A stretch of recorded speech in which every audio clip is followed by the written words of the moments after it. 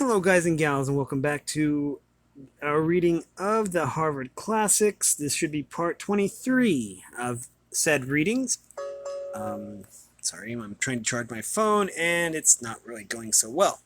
Anyways, first of all, we're going to go over the copyright information, which should be on your screen right now. It clearly says here that this book is copyright to... Okay, wait.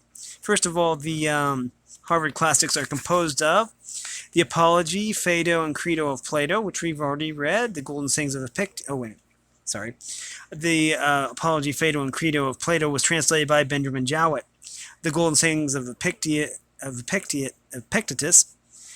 which we have read previously, it was translated by Hastings Crosley. And the Meditations of Marcus Aurelius, which we are reading now, is translated by George Long. This book is edited by Charles W. Eliot, LLD, with introductions and notes.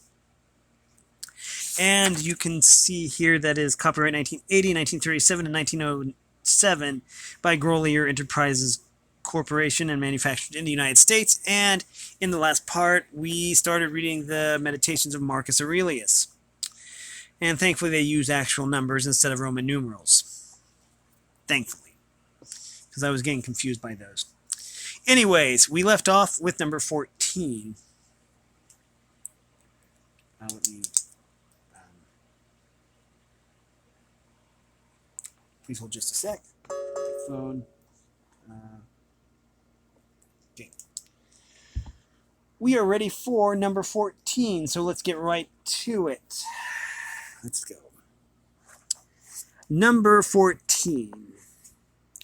From my brother Severus, to love my kin, and to love truth, and to love justice, and through him I learned to know Thracia, Helvidius, Cato, Dion, Brutus, and from him I received the idea of a polity, of which there is the same law for all, a polity administered with regard to equal rights and equal freedom of speech, and the idea of a kingly government, which respects most of all the freedom of the governed. I learned from him also consistency and undeviating steadiness in my regard for philosophy and a disposition to do good and to give to others readily, and to cherish good hopes, and to believe that I am loved by my friends, and in him I observed no concealment of his opinions, which respect to those whom he condemned, and to that his friends had no need to conjecture what he wished or did not wish, but it was quite plain.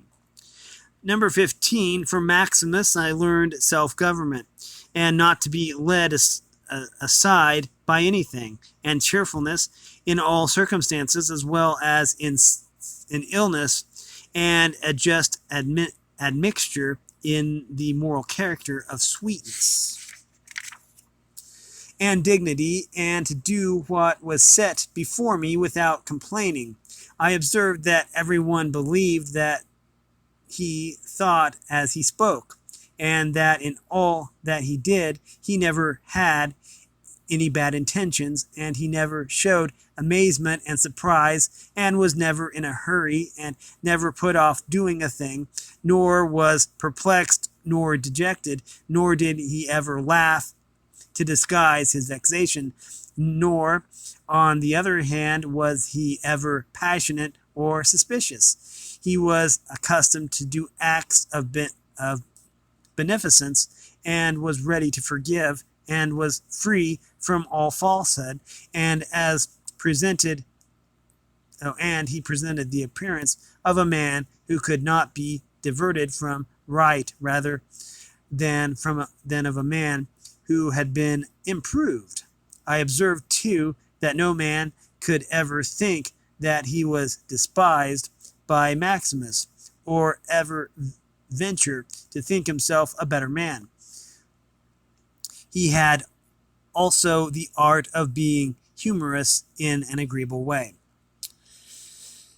Number 16, in my father I observed mildness of temper, and unchangeable resolution in the things which he had determined after due deliberation, and no vainglory in those things which men call honors, and a love of labor and perseverance, and a readiness to listen to those who had anything to propose of the custom wheel, and undeviating firmness in giving to every man according to his deserts, and a knowledge derived from experience of the occasions for vigorous action and for remission. And I observed that he had overcome all passion for joys, and he considered himself no more than any other citizen. And he released his friends from all obligation to sup with him or attend him of a necessity when he was abroad. And those who failed to accompany him by reason of any urgent circumstances always found him the same. I observed, too, his habit of careful inquiry in all matters of deliberation, and his persistence, his persistency, and that he never stopped his investigation through being satisfied with appearances which first present themselves, and that his disposition was to keep his friends and not soon tired and not to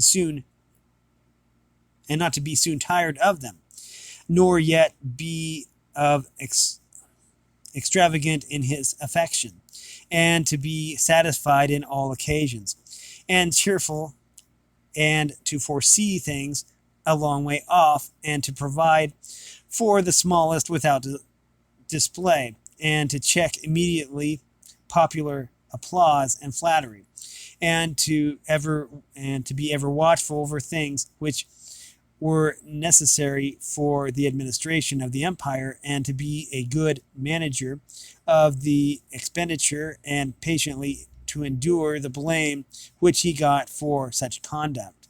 And he was neither superstitious with respect to the gods, nor did he count men by gifts, or by trying to please them, or by flattering the populace, but he showed sobriety in all things, and firmness, and never any mean thoughts or action, nor love or novelty, and the things which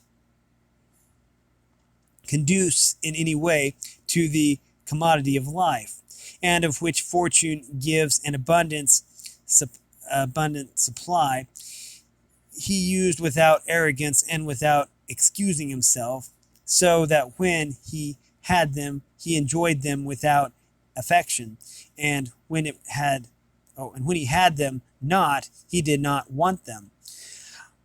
No one could ever say of him that he was either a sophist or a homebred flippant slave or a pedant, but everyone acknowledged him to be a man ripe, perfect, above flattery, able to manage his own and other men's affairs. Beside this, he honored those who were true philosophers, and he did not reproach those who pretended to be philosophers, nor yet was he easily led by them.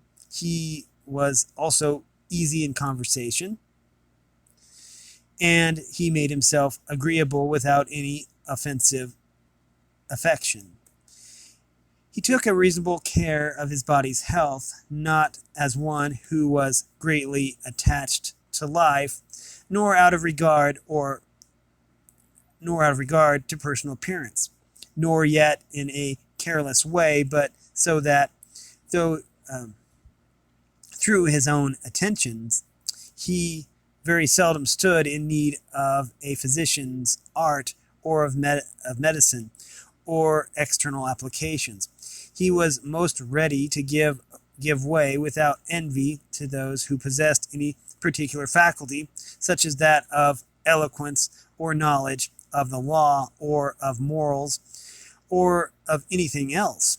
And he gave them his help that he might enjoy reputation according to his deserts. And he always conformably to the institutions of his country without showing any affection of doing so.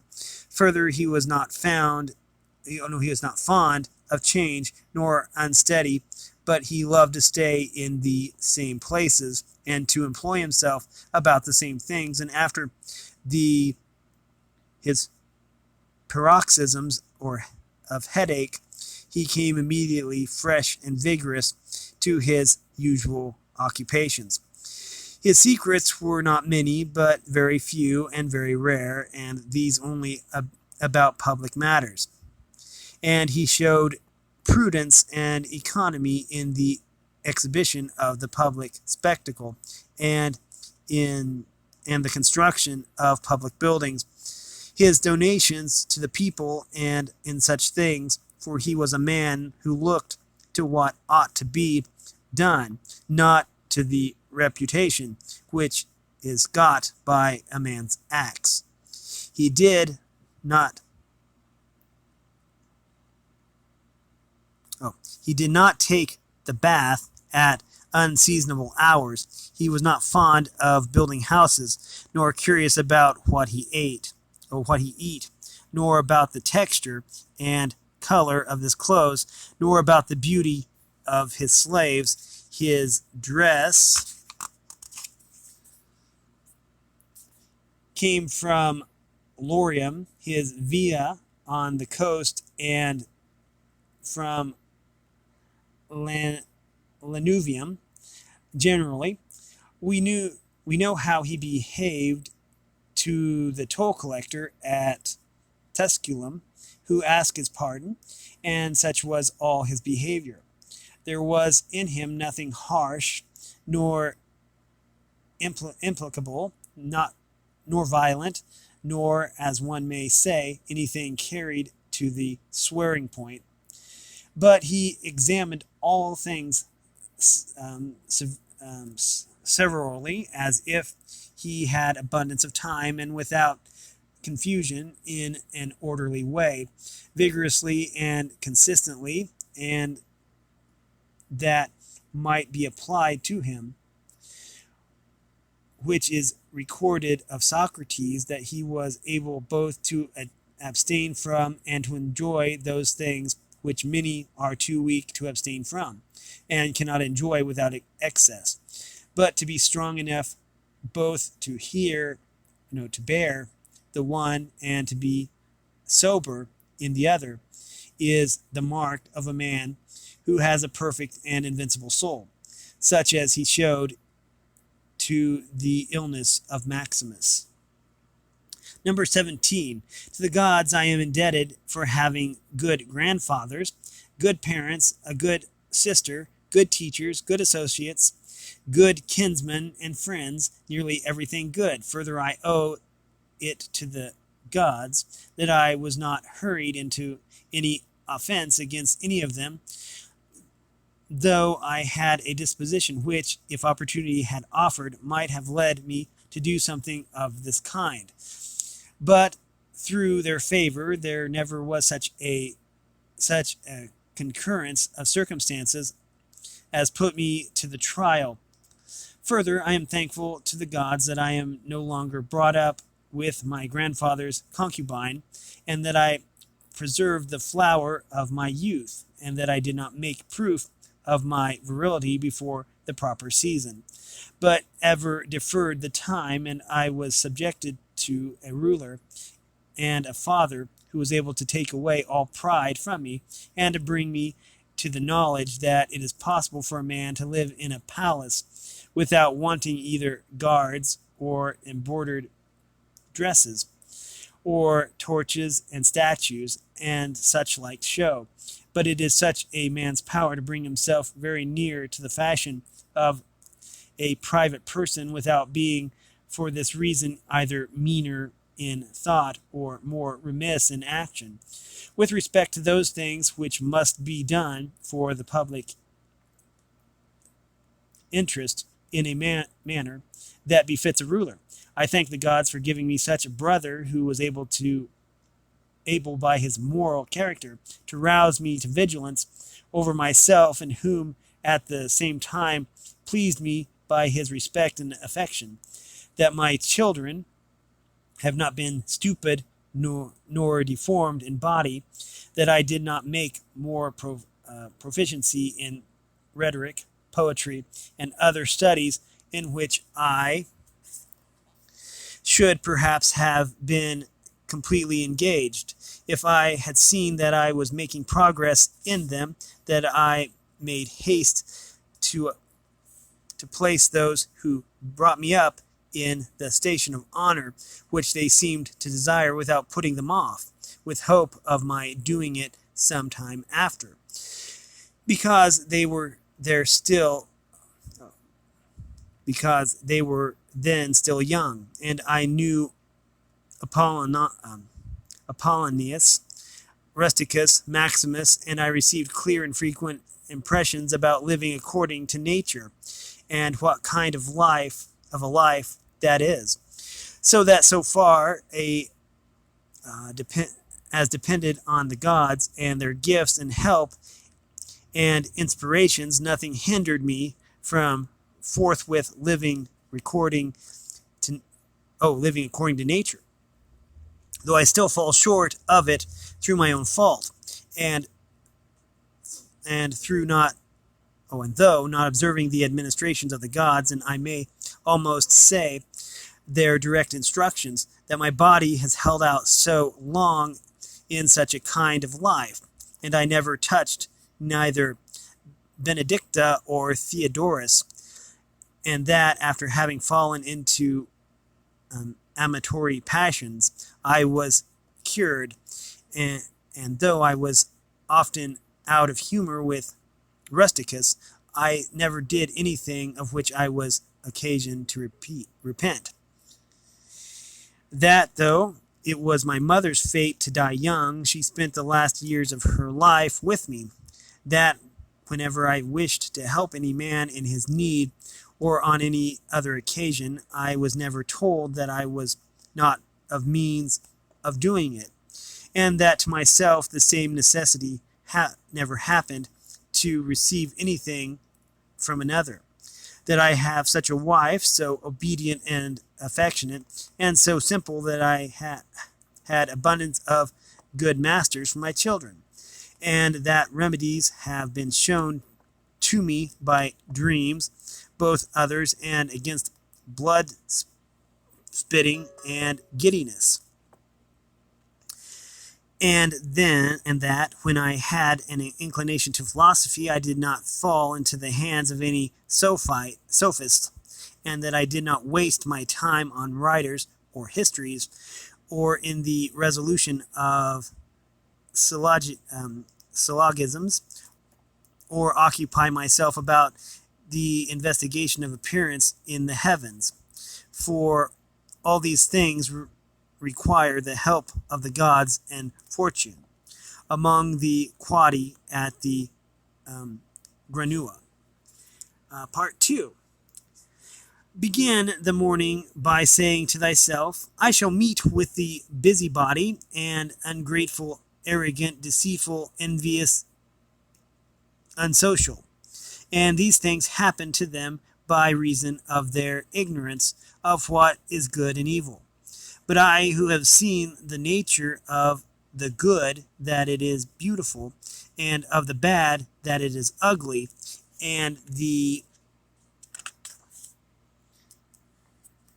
nature of him who does nothing that is akin to me, not only of the same blood or seed, but that it participates in the same intelligence and the same portion of the divinity. I can neither be injured by any of them, for no one can fix on me what is ugly, nor can I be angry with my kinsman, nor hate him, for we are made for cooperation, like feet like hands, like eyelids, like the rows of the upper and lower teeth, to act against one another, then is contrary to nature. And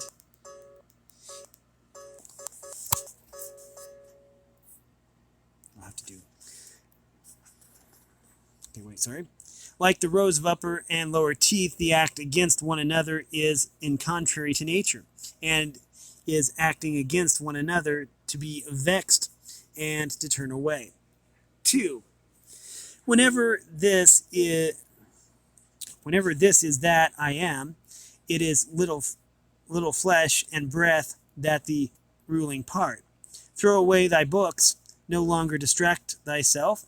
It is not allowed, but as if thou wast now dying, despise the flesh. It is blood and bones and a network, a co-texture of nerves, veins, and arteries. See the breath also. What kind of thing is it? Air, and not always the same, but every moment sent out and again sucked in. The third, then, in the ruling part, consider thyself. Consider thus: thou art an old man. No longer let this be a slave. No longer be pulled by the strings like a puppet to unsocial movements. No longer be either dissatisfied with thy present lot or shrink from the future. Number 3, all that is from the gods is full of providence. That which is from fortune is not separate from nature or without the interweaving and involution with the things which are ordered by providence. From thence all things flow, and there is besides necessity, and that which is for the advantage of the whole universe, for which thou art a part. But that is good for every part of nature, which the nature of the whole brings, and what serves as to maintain this nature. Now the universe is preserved as by the changes of the elements, so by the changes of things compounded by the elements. Let those principles be enough for thee. Let them always be fixed opinions. But cast away the thirst after books, and thou mayst not die murmuring, but cheerfully, truly, and from thy heart, thankful to the gods. Number 4. Remember how long thou hast been putting off these things, and how often thou hast received an opportunity from the gods, and yet dost not use it. Thou must now at last perceive of what universe thou art a part, and of what administrator of the universe thy existence is an efflux, and that the limit of time is fixed for thee, which if thou dost not use for clearing away the clouds from thy mind, it will go, and thou wilt go, and it will never return. Number 5, every moment think steadily as a Roman and a man to do what thou hast in hand with perfect and simple dignity and feeling of affection and freedom and justice, and to go and to give thyself relief from all other thoughts. And thou wilt give thyself relief if thou dost every act of thy life as if it were the last, laying aside all carelessness and passionate aversion from the commands of reason, and all hypocrisy and self-love and discontent with the portion which has been given to thee. Thou seest now few the things are, and which if a man lays hold of, he is able to live a life which flows in quiet, and is like the existence of the gods, for the gods on their part will require nothing more from him who observes these things. Number 6, do wrong to thyself, my soul, but thou wilt no longer have the opportunity of honoring thyself. Every man's life is sufficient, but thine is nearly finished.